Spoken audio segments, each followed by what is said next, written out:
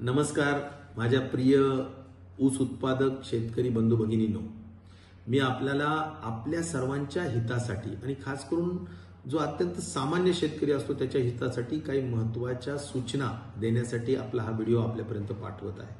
माझा पहिला नंबरचा विषय एवढाच आहे की कारखान्याचं गळीत हंगाम व्यवस्थित चालू आहे, परंतु तोडणी वाहतुकीमध्ये आपला हस्तक्षेप नको। नियमशीर सर्व तोड होऊ द्या।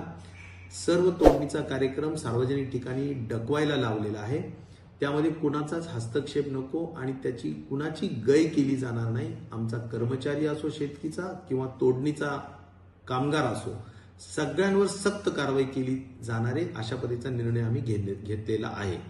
नंबर 2, कुठल्याही परिस्थितीत आपण या ठिकाणी जो लॉक सिस्टम केलेली आहे, एका हेक्टरला इतका ऊस येऊ शकतो, त्या लॉक सिस्टमचं पालन करावं, कारण व्यवस्थितपणे त्याचा अभ्यास करून आम्ही त्याची लॉक सिस्टम केलेली, त्याला आता इथून पुढे वाढ आम्ही देणार नाहीये।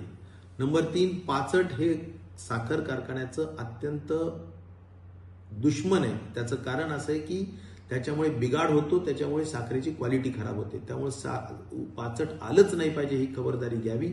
खास करून हार्वेस्टरला आम्ही एक स्लिप बॉय दिलेला आहे, त्यासाठी सुद्धा तो स्लिप बॉय तिथे आहे का नाही याची काळजी घ्यावी आणि पाचट येऊ देता कामा नये, अन्यथा त्यावर सुद्धा खूप कडक कारवाई केली जाणार आहे।